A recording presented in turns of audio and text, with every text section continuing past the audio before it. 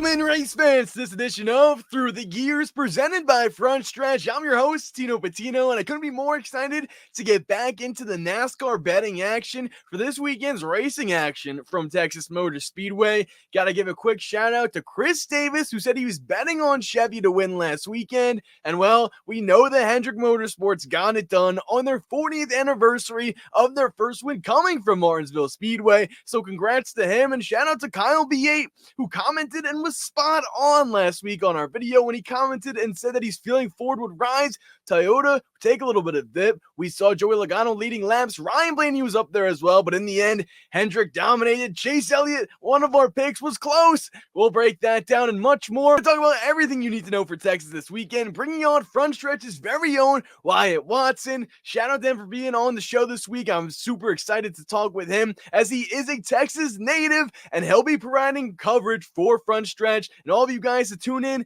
throughout the race weekend, whether it's trucks, Xfinity, or the Cup Series. He'll be live on the scene, reporting, getting all the behind the scenes, talking to the drivers, and much, much more. So let's talk to him.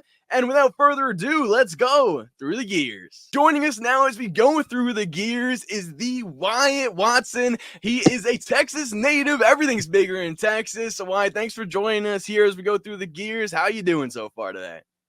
I'm doing fantastic. We've talked pre-show already, having good vibes. Better than the entirety of the Martinsville race already, I can tell you that. But yeah, I'm excited for this weekend coming up for Texas. I will be there at the media center, covering everything for frontstretch.com and everybody. So I'm doing fantastic and ready to go through the gears with you, buddy. Let's go. I appreciate it. And I'm excited to get into everything Texas has to offer, especially with you being there and being from there. But first, we got to go into the Martinsville recap. We were talking right before we started hitting record about the crazy race that was and all the storylines that played into there. Was there anything that surprised you with the Hendrick dominance in their 40th anniversary race win? It's honestly what I expected. If I were not living in this great state that has sports betting banned, I would have put a solid bet on either Larson, Elliott, or Byron winning that race. And Byron was the big catch out starting from 18th and we're being pretty much the only guy to make his way through the pack to get to the front. And he battled his way up. He had the fastest car, held it, and even held on a ridiculous overtime restart with Elliott right on his back bumper. Shout out to the rigidity of the next gen car for Byron fans and Byron bettors, that is. So, like I said, a 1-2-3 for Hendrick. If someone had a prop for that finishing order, because if Bowman finished in the top three, that would have been insane. But those three, top three, you cashed out real well. Congratulations to y'all. For real. And honestly, when they finished 1 through 3, I was like, okay, like they're only missing Bowman there, but I didn't really expect Bowman to be that much in the mix anyways. So with him finishing, what was it, like 6th, 7th there towards the end, it was just to be expected. He hasn't had the same speed as those guys. And, I just think, a lot of people have been betting on him or looking at him to sort of break out and get that underdog victory. I'm sort of laying off him. I don't see Bowman winning, at least right now so far in the season. What are your thoughts on him? Because, we're talking all about the 1-2-3 finish. But, Bowman, is that a driver where you're like, you got to lay off him even though he's in that equipment? Unless you bet him for like a small top 10 win, I don't see betting him at all for the next couple of races. Going into Texas, for sure, no. Unless you're, like restrictor plates, you could throw something on him. Maybe Dover, like he's won there before, had good runs there before. I don't know about maybe Pocono, but that's a one-time race. So is Dover, of course. But like Bowman is someone I just wouldn't touch right now. And he doesn't have a lot of consistency from my eyes, from his performances. He's running solid top 10s, not winning any stages. If your sports book does a stage winner prop, but Bowman's not really one I'm looking at putting on right now. Definitely. I agree. Same exact thing. And, when we're talking about these guys, sort of the opposite end now, going back to the consistent drivers like William Byron, gets his third win of the year. And to me, it's William Byron, Kyle Larson, Denny Hamlin that are in the top three right now and consistently the top three favorites across the sports books each and every week. Not even just about favorites in terms of betting wise, but who's that fourth driver that you would sort of put in the mix right now? Because I was writing this down, writing down the stats, and I was like, I can't really pinpoint one driver that is in that mix for, the best drivers right now this season. Who would you put in there for a fourth guy if you had to choose anyone right now that's really impressing you so far this season? I think earlier on in the year, like my mind goes to Christopher Bell. Like before the last two races, he's ran into trouble. Obviously, he's the winner at Phoenix, and he's raced super well at Bristol before his tires went out, and he's shown very good consistent speed to start. He's just been on kind of a little cold streak, and he's going to get out of it like in a little bit, especially if you go to New Hampshire. But he's going to be a fire favorite for that track. But he's got that Joe Gibbs racing equipment under his belt, and he's been fast and consistent. You got to also look at his teammate Ty Gibbs as well. Ty Gibbs has had a couple good races as well, and he's still undervalued here on a lot of these sports books. Problem is he needs to win. Catching out on Ty Gibbs really has been like mid race when he's running good. And it's like, if he's at the front, then catch out, because is he going to win? Who knows? Caution coming out. Other of his Joe Gibbs teammates or even 2311 drivers coming up. Tyler Reddick's been a big favorite on the sports books as well that I've noticed as well. At least going into Texas, I think he's second favorite on a couple of books. So, I mean, Tyler Reddick, it's a lot of Toyota love coming from the books, and personally for me, Christopher Bell is someone you have to look at every week as well. I like that pick there, and I'm glad you mentioned the Toyotas because I think they are going to be fast this weekend. One camp that we haven't mentioned yet in this Martinsville recap thus far, as we shift things over to Texas shortly here, the Fords. Ryan Blaney, Joey Logano, 5th and 6th there. But overall this season, the Ford speed have not been there. Those are the two drivers that are really keeping that camp alive, I feel like. What are your thoughts in terms of, and they're also they haven't won a race this season, a 10-race winless streak going back to last season as well, as they won at Martinsville, sure, but still not much speed coming out of that camp. I think they'll, ultimately get hot towards the end of the year, but at the end of the year is a long way to go. What do you think about the Fords thus far? Well, I got to look at also Richmond as well. I mean, Logano finished second there, and if NASCAR pulled the trigger, we're talking about Joey Logano being a winner at Richmond for a penalty for the leader instead of him getting penalized as a leader. It's like back in 2015 or something like that. So no, I mean the Fords are being led by those two the Penske duo of Blaney and Logano. I think Blaney's the 5th favorite odds average on all the sports books. The biggest odds I saw him was at 11,000 plus 1,100, excuse me, for Texas, and then Logano's high value at plus 2,000. Those are the top two Fords. You got to look way deep into the dark horses to see the next Ford in general, and I'm not looking that far to prop the winner. So it's those two leading the pack, surely, and it's just a matter of time before we see one of them win. It's just the faith level of me seeing them win over these Toyotas and Hendrick Motorsports is very low at the moment. Definitely. No, and I completely agree. And I'm glad you mentioned that too, as we get into our betting strategies and Texas prep. Before we really dive into Texas and everything that, we think from a betting standpoint, with you being from there and being at that track and going to that track this weekend, which I can't wait for all the coverage, is there any sort of notes or nuggets you got for us, from that standpoint and what Texas has to offer and anything we should sort of keep in mind when it comes to Texas Motor Speedway? Well, the last 7 races here, it's been 7 different winners is a worthy note going into this weekend.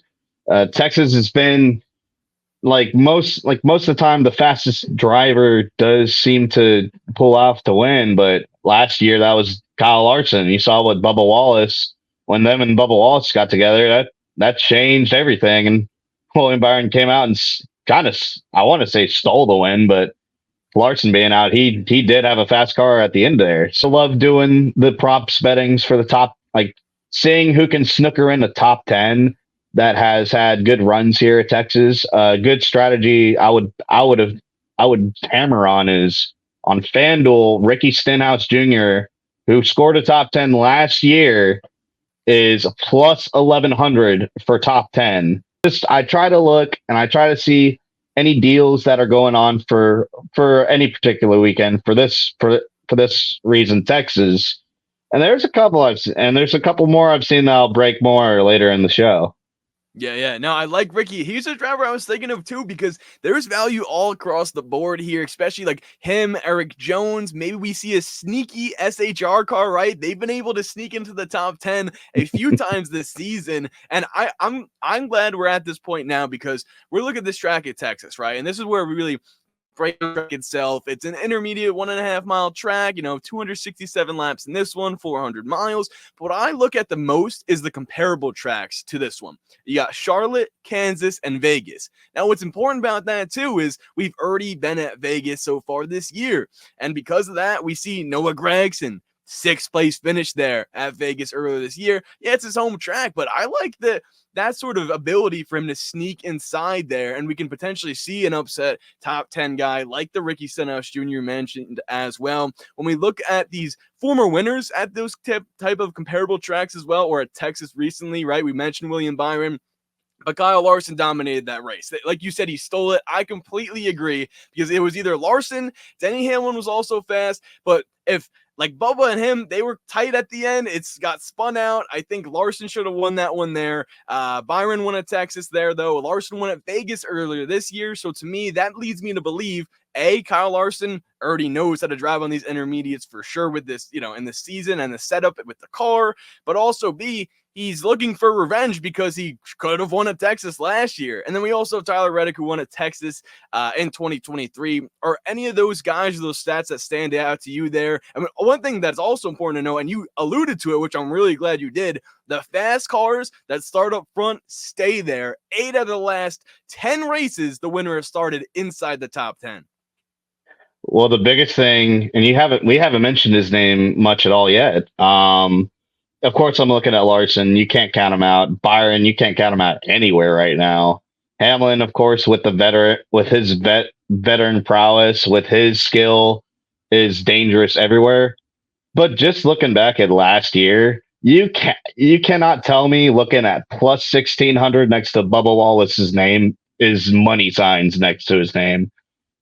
He won the pole here last year. He was in contention for the win, as we said, when he wrecked Larson. If it weren't for a Chase Briscoe on strategy, I think it would have came down to the final laps between Byron and Wallace. And so help me, I think Wallace would have won the race. I'm feeling like Bubba Wallace is my pick to go into this race outright. Of course, I would dabble in other props and other drivers that I have feelings for that could snooker in the win, or like if I want to play safe with Larson or Byron, like as Byron in one, I think FanDuel is plus 700 right now. That's kind of a steal too. And that's the 4th best on FanDuel. So, but Bubba Wallace is plus 1,600 on FanDuel. I take, or whatever sports book you choose. Bubba's one to look after, because he's not even in the top 5 for all of them.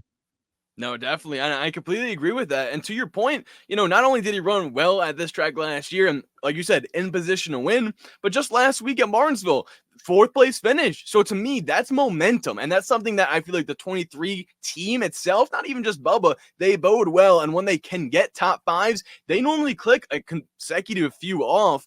Speaking about Bubba, how about his team owner and Denny Hamlin? They're going to an SMI track, right? So do you think Denny might have a little bit of drama there? Yeah, it's drama.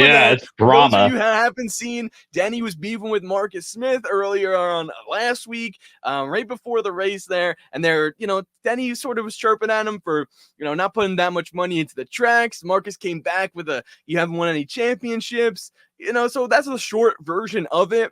But what stands out in my mind is Denny Hamlin, whenever he normally talks the talk, he does back it up. And that leads me to believe this weekend at Texas, is that part of the storyline? Is that a sign that we could be seeing right now that Denny goes out and wins this race?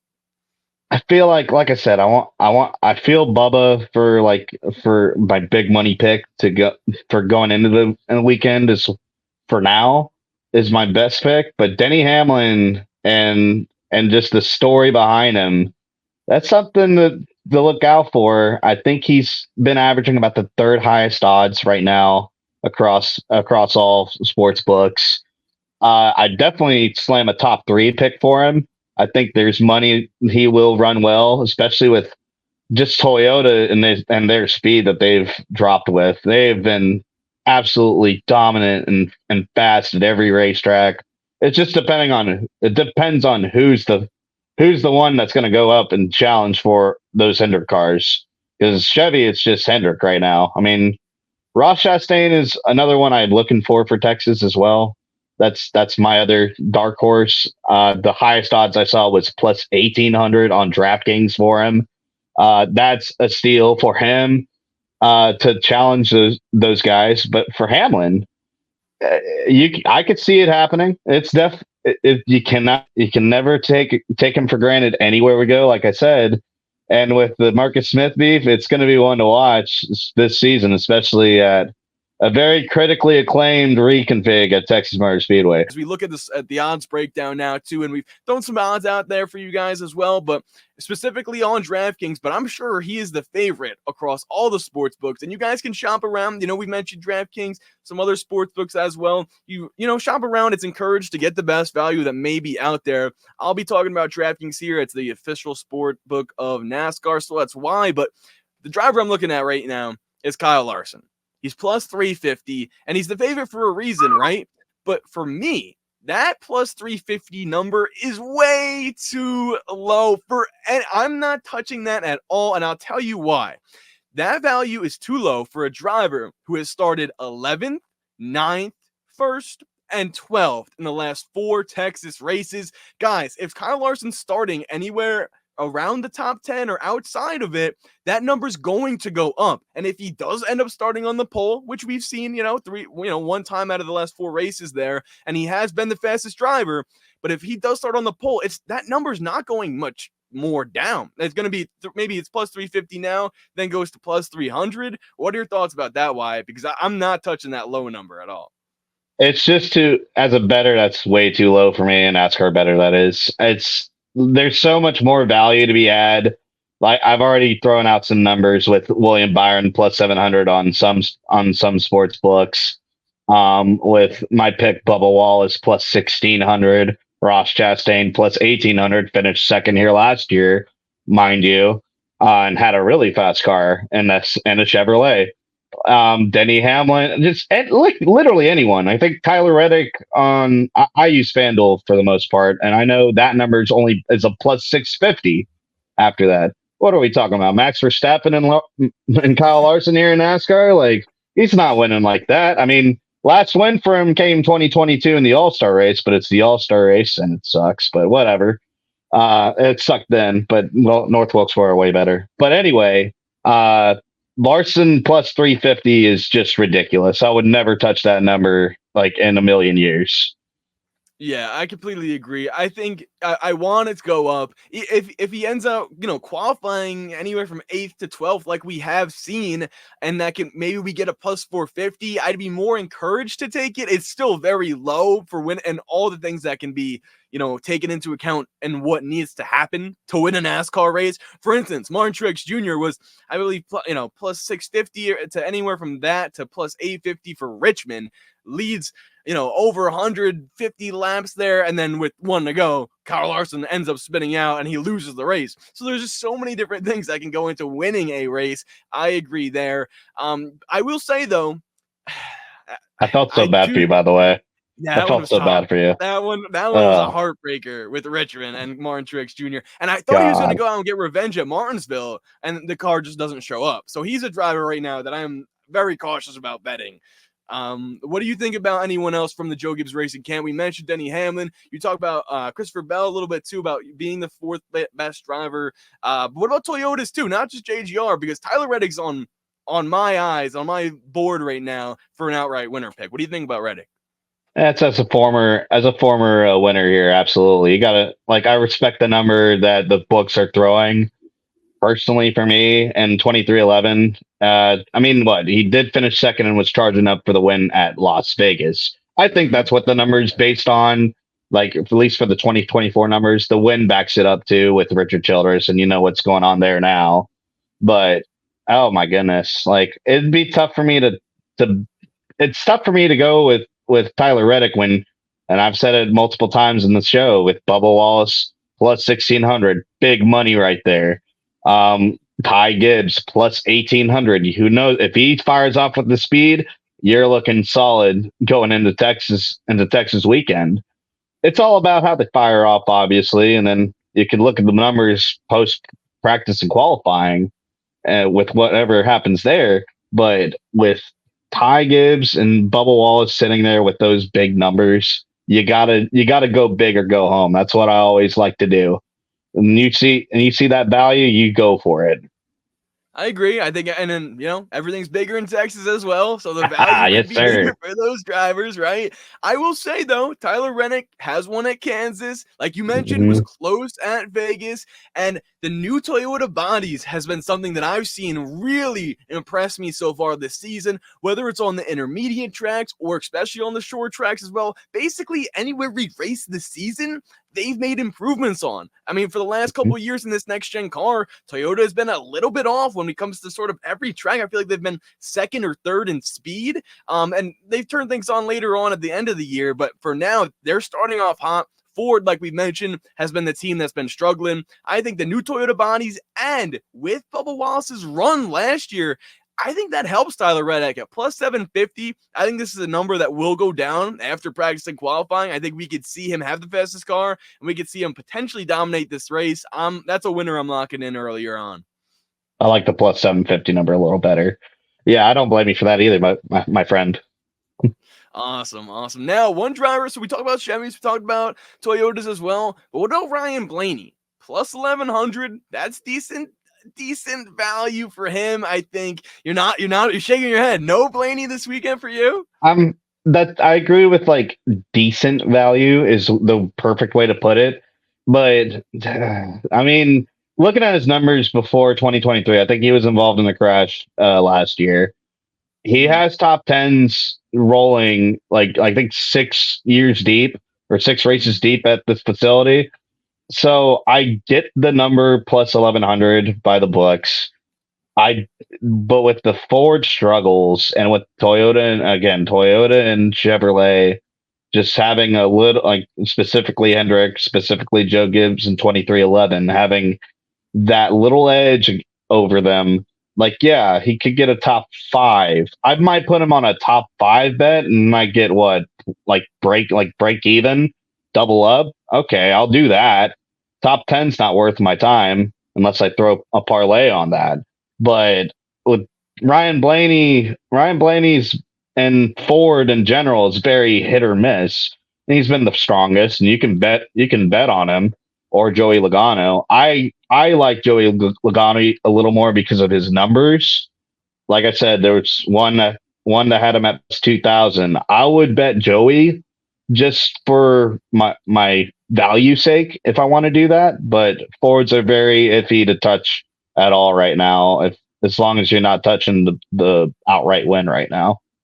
Definitely. I think that's a good strategy as well, because they're coming from the same camp. They've sort of had similar runs, or at least in the last couple of weeks. Logano was the one that kicked things off at Richmond. He showed that they were at least alive from that team, because he was struggling earlier on. Now the last 2 weeks, they put runs together, a strong run at Richmond, strong run at Martinsville. He was leading a bunch of laps. Yeah, granted, it was from crazy 2-tire strategy that ended up working out for him. But still, if they're willing to take risks like that and just do whatever it takes to put themselves in the positions to be up front, I think that's sort of encouraging to see. We talked about Ross Chastain as well. He's a driver I also like going into this one as a value driver. driver.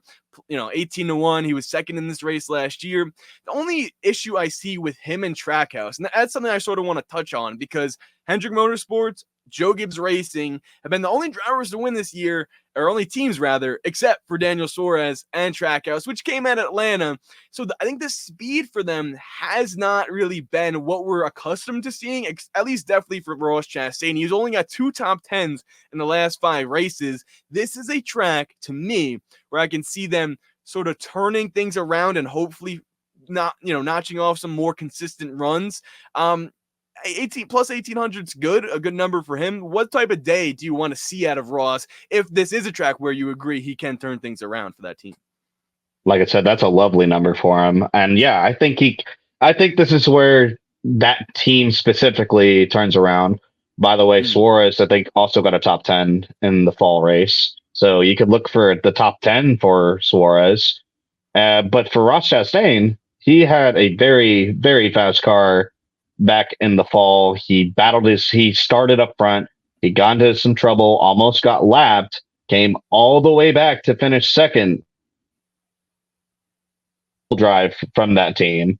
If it wasn't for Byron, we would have been talking about a outright win for him, which is insane. Another number for him, top 5 plus 225. Just go ahead and take the money, because that is a handout from DraftKings specifically. That is insane.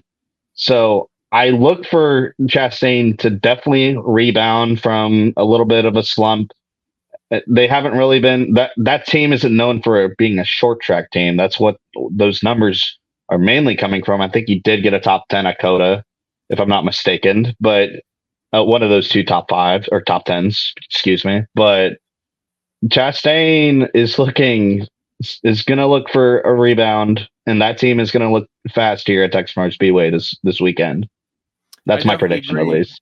No, yeah, and I think this is a good one to sort of write down and say, okay, at least circle him for anyone watching here and be like, okay, have your eye on Ross. Maybe, like we said, he won't have enough speed to, because honestly, I would be surprised if he's beating the Joe Gibbs Racing drivers, the Hendrick Motorsports guys, like we mentioned and alluded to so far. But for a top 5, that's something I definitely will not, like, I don't want to be surprised about that. I want to be prepared to see him. I want to get that number, like you said. I love that prop bet there. Plus 225, like you mentioned, for a top 5, plus 500 for a top 3. That's a little, I think that one we saw it last year, so maybe it's a little more attainable, but I do like the plus 225 for a top 5 a little bit better. One thing that's important to know too, at Vegas, like we said, intermediate track, at least comparable in terms of, the track type, finished 4th there for Ross and Trackhouse earlier this year at Vegas. So I like that we're in the direction of prop bets. Let's continue on there. Is there anything else you've seen on the board, whether it's top 3, top 10,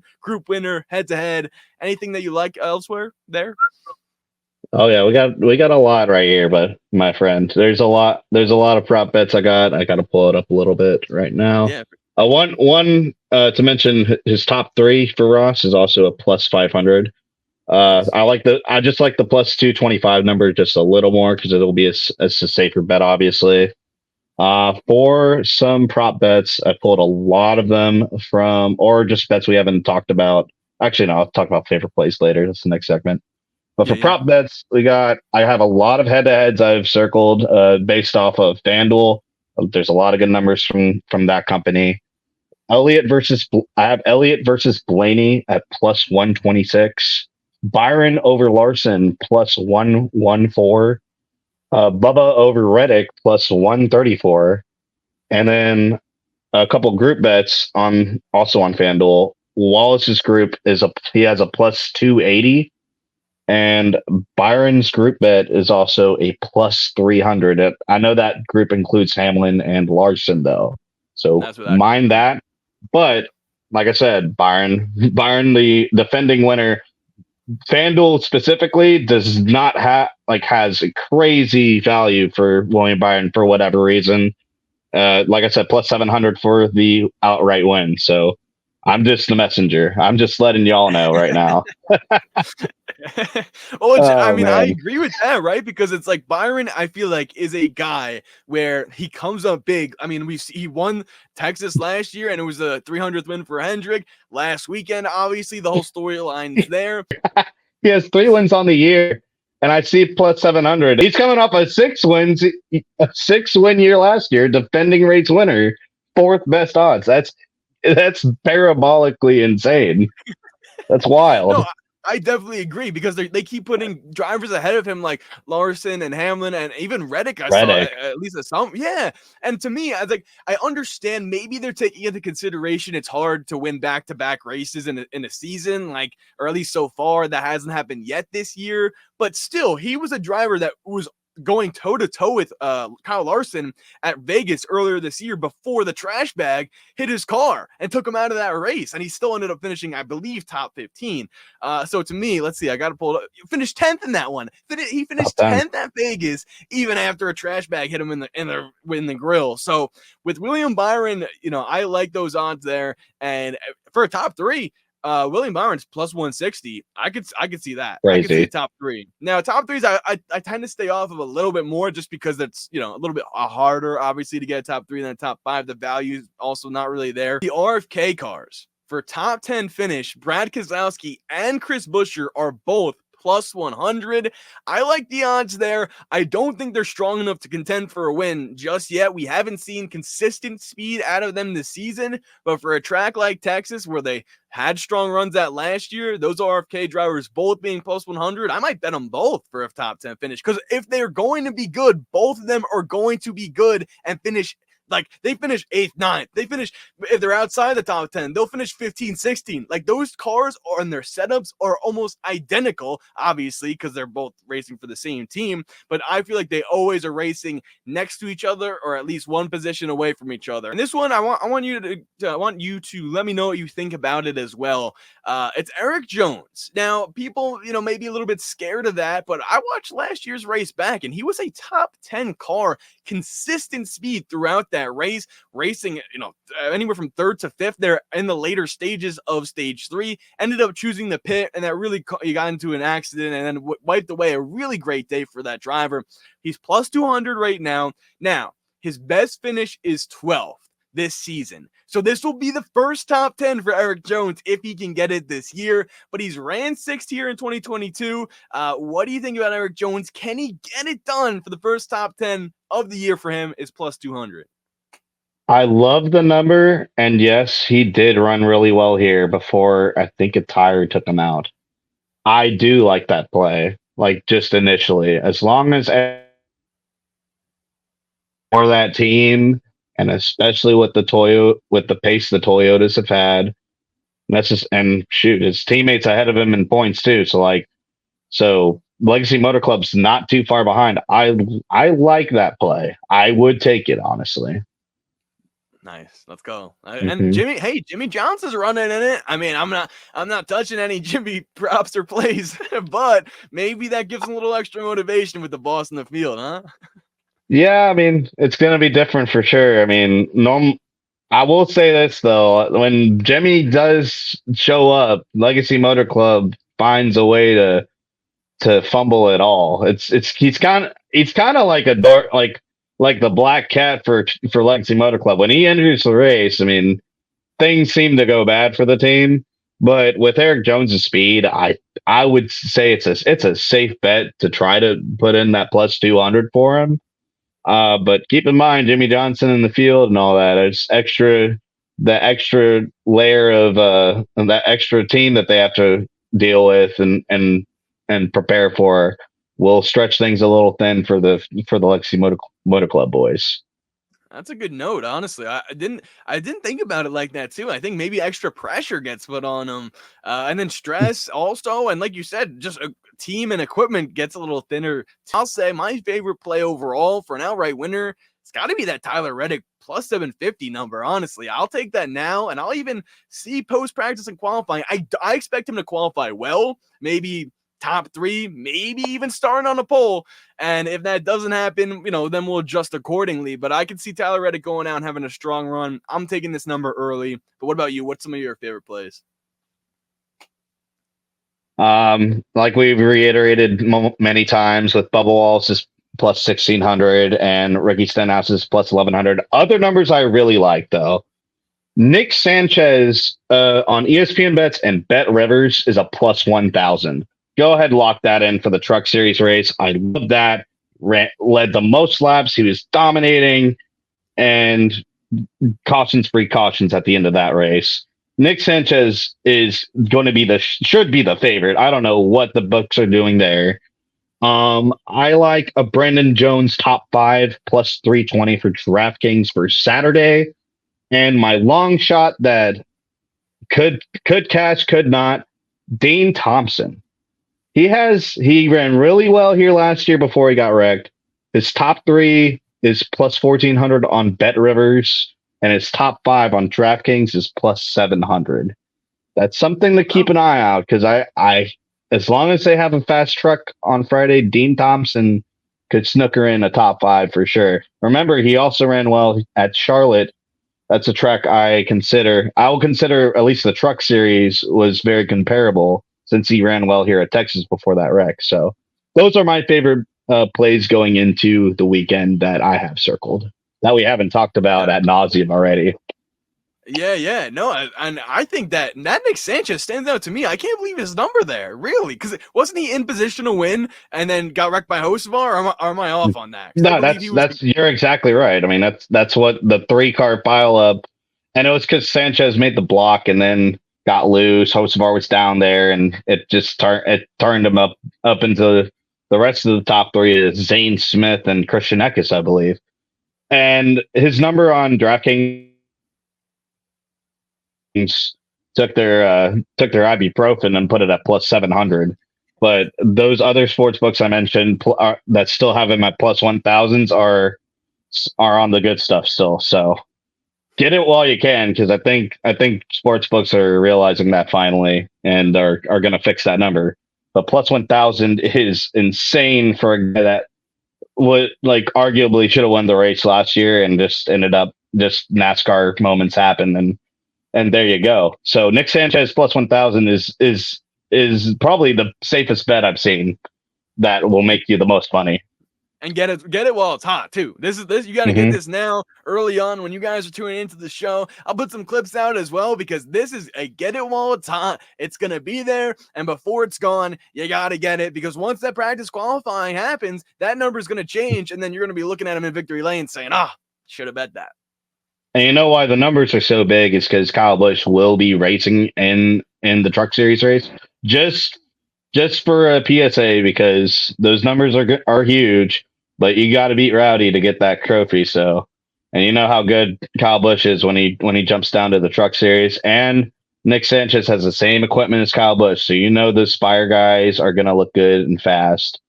They got to beat McAnally too. McAnally's had a very good start to the year, at least for the truck. Kyle Busch for a second there. Now, okay, so I like the Nick Sanchez play.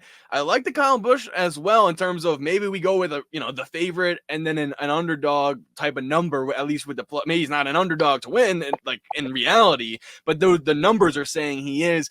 I love everything we talked about. I think we got some great outright winners, some great prop plays, some great, favorite plays, and other, aspects of the Xfinity and the Truck Series. Appreciate the knowledge there too, because that's something I, touch on a little bit less than the Cup Series, or maybe a lot bit less, is those other series on the Saturdays and Fridays there. You'll be there at the track. Where can people follow you, follow all the coverage and everything else you'll be doing this weekend, and anything you may want us to stay tuned for? Hey, I am on Twitter at Wyatt Game Time. For all y'all, go ahead and take a follow there, and I'll be covering all the stuff going on at Texas. And then the next week, I will also be at Talladega. That will be exciting. If you didn't know, that's where I got that Crafton Sanchez fight. So short track tempers on a super speedway, you never know what you're going to see. Especially, it'll be just Xfinity Cup for that weekend, but with the triple header this weekend, Xfinity and Cup at Talladega, be sure to see all the content that I have coming out for those 2 weekends, and be sure to follow there and Wyatt_GameTime_Watson on Instagram as well.